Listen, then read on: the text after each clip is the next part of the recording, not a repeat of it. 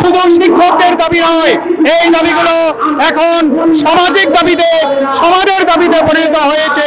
আমাদের দাবিগুলো হলো বেসরকারি শিক্ষা প্রতিষ্ঠানের শিক্ষকরা শিক্ষা ব্যবস্থার 98% আমরা পরিচালনা করছি। এই 98% শিক্ষকদের বঞ্চিত রেখে শিক্ষা ব্যবস্থা ধরে রাখা সম্ভব নয়। আমরা সরকারি শিক্ষকদের নয়, আমরা পূর্ণাঙ্গ বাড়ি ভাড়া, পূর্ণাঙ্গ উৎসব ভাতা এবং পূর্ণাঙ্গ চিকিৎসা ভাতা দাবি করছি।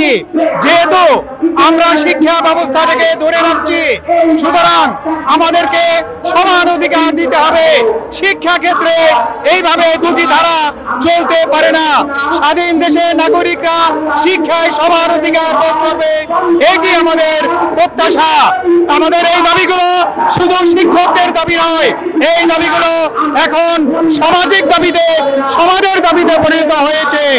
আমাদের দেশে অবসরপ্রাপ্ত শিক্ষকরা অবসরের পরে মৃত্যুবরণ করে, কিন্তু মৃত্যুর আগে তারা টাকা পায় না।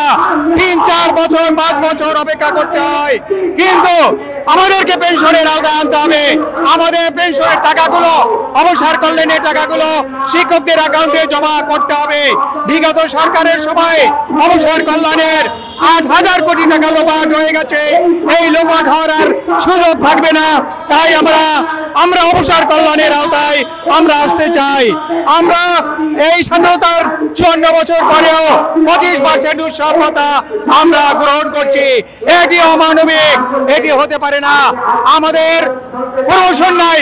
একজন সহকারী শিক্ষক আজীবন একই পদে চাকরি করে, যোগ্যতার ভিত্তিতে প্রমোশন দিতে হবে। সহকারী শিক্ষকদের সহকারী প্রধান শিক্ষক, সহকারী প্রধান শিক্ষকদের প্রধান শিক্ষক পদে প্রমোশন দিতে হবে। আমরা শিক্ষা ব্যবস্থা জাতীয়করণের দাবি করছি, কারণ শিক্ষা ব্যবস্থা জাতীয়করণ হলে আমাদের শিক্ষার্থীরাও এই সুযোগ ভোগ করবে, অল্প বেতনে পড়তে পারবে। সুতরাং আর দেরি না করে এই সরকারের কাছে দাবি করছি, এই সরকার বৈষম্য বিরোধী আন্দোলনের ফসল, আমাদের ফসল। সুতরাং শিক্ষাক্ষেত্রে বৈষম্য দূর করার জন্য এই সরকারের কাছে জোর দাবি জানাচ্ছি। আমাদের দাবিগুলো অবশ্যই যৌক্তিক। যেহেতু 98% শিক্ষা ব্যবস্থা বেসরকারি শিক্ষকরা পরিচালনা করছে, সুতরাং তাদেরকে বঞ্চিত করা যাবে না। অবশ্যই আমাদের এই দাবিগুলো যৌক্তিক। আমাদের দাবিগুলো যদি মানানো হয়, আমরা আমাদের মার্চ টু যমুনা আমরা এই কর্মসূচি পালন করব অচিরে।